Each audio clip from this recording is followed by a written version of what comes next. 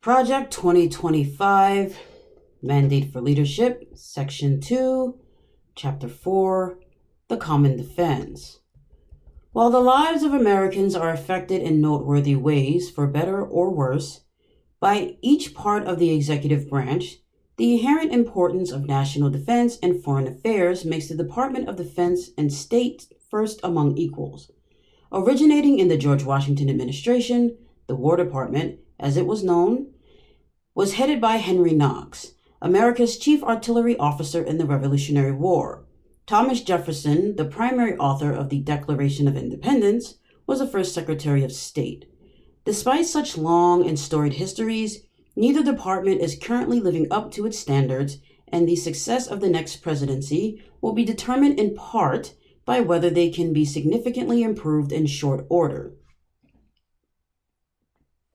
Ever since our founding, former Acting Secretary of Defense Christopher Miller writes in Chapter 4, Americans have understood that the surest way to avoid war is to be prepared for it in peace.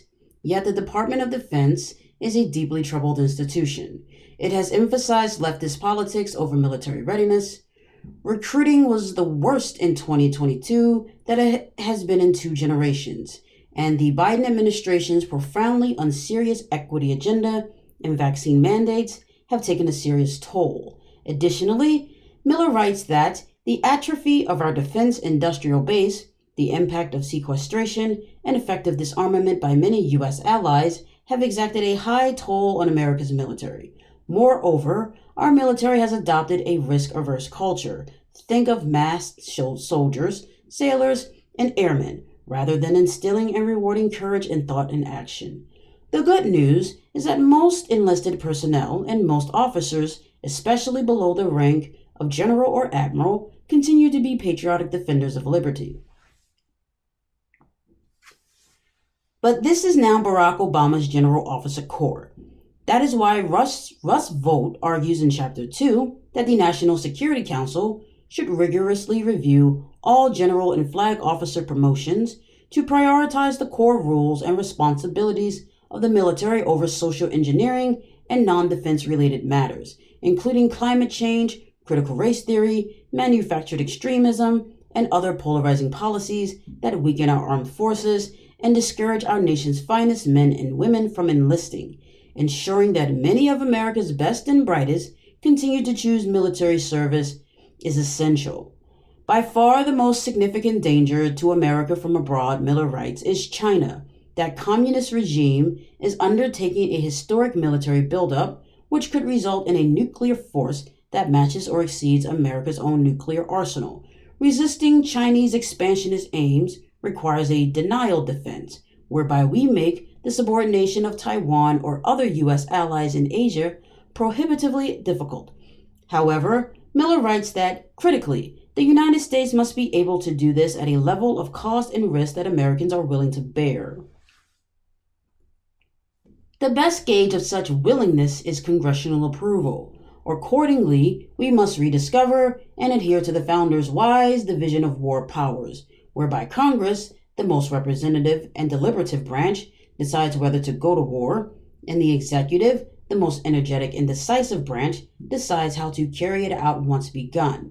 As the past 75 years has repeatedly demonstrated in different ways, from Korea to Vietnam to Iraq to Afghanistan, we depart from our constitutional design at our peril. Miller writes that we must treat missile defense as a top priority, ensure that more of our weapons are made in America, reform the budgeting process, and sustain an efficient and effective counterterrorism enterprise. Across all of our efforts, we must keep in mind that part of peace through strength is knowing when to fight. As George Washington warned nearly 2 centuries ago, we must continue to be on guard against being drawn into conflicts that do not justify great loss of American treasure or significant shedding of American blood. At the same time, we must be prepared to defend our interests and meet challenges where and when they arise. An effective diplomatic corps is central to defending our interests and influencing world events. Whereas most military personnel have had leftist priorities imposed from above, the problem at stake comes largely from within. Former State Department Director of Policy Planning Kieran Skinner writes in Chapter 6, large swaths of the State Department's workforce are left-wing and predisposed to disagree with a conservative president's policy agenda and vision. She adds that the department possesses a belief that it is an independent institution that knows what is best for the United States, sets its own foreign policy, and does not need direction from an elected president, a view that does not align with the Constitution. The solution to this problem is a strong political leadership. Skinner writes, the next administration must take swift and decisive steps to reforge the department into a lean and functional diplomatic machine that serves the president and thereby the American people. Because the Senate has been extraordinarily lax in fulfilling its constitutional obligation to confirm presidential appointees, she recommends putting appointees into acting roles until such a time as the Senate confirms them. Now, I find it very strange for individuals who are so focused on the Constitution and the right way to do things and blah, blah, blah, that you're completely going to override the Senate and just put your people in there anyway, because that's basically what you're saying. Back to the main text. Skinner writes that states should also stop skirting the Constitution's treaty-making requirements and stop enforcing agreements as treaties. It should encourage more trade with allies, particularly with Great Britain, and less with adversaries. And it should implement a sovereign Mexico policy, as our neighbor has functionally lost its sovereignty to muscular criminal cartels that effectively run the country. In Africa, Skinner writes, the U.S. should focus on core security, economic and human rights, rather than impose radical abortion and pro-LGBT initiatives. Divisive symbols such as the rainbow flag or the Black Lives Matter flag has no place next to the stars and stripes at our embassies. I find that extremely ironic considering you were just talking about Africa, but okay. Okay. Back to the main text. When it comes to China, Skinner writes that a policy of compete where we must but cooperate where we can has demonstrably failed. The People's Republic of China's, PRC's, aggressive behavior, she writes, can only be curbed through external pressure. Efforts to protect or excuse China must stop. She observes, many were quick to dismiss even the possibility that COVID escaped from a Chinese research laboratory. Meanwhile, Skinner writes, global leaders, including President Joe Biden, have tried to normalize or even laud Chinese behavior. She adds, in some cases, these voices, like global corporate giants BlackRock and Disney or the National Basketball Association, directly benefit from doing business with Beijing. Former Vice President of the U.S. Agency for Global Media, Maura Namdar, writes in Chapter 8 that we need to have people working for the U.S. AGM who actually believe in America, rather than allowing the agencies to function as anti-American, taxpayer-funded entities that parrot our adversaries' propaganda and talking points. Former Acting Deputy Secretary of Homeland Security, Ken Cuccinelli, says in Chapter 5 that the Department of Homeland Security, DHS, a creation of the George W. Bush era, should be closed, as it has added needless additional bureaucracy and expense without corresponding benefit. He recommends that it be replaced with a new standalone border and immigration agency at the cabinet level, and that the remaining parts of DHS be distributed among other departments.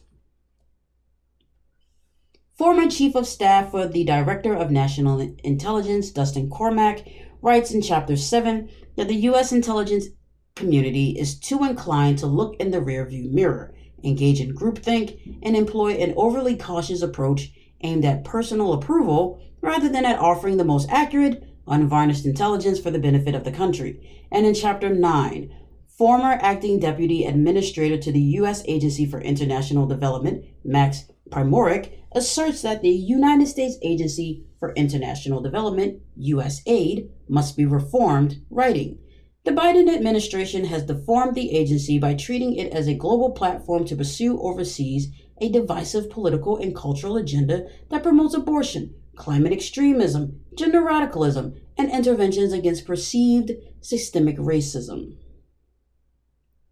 Perceived. And I don't know what climate extremism is. Back to the main text.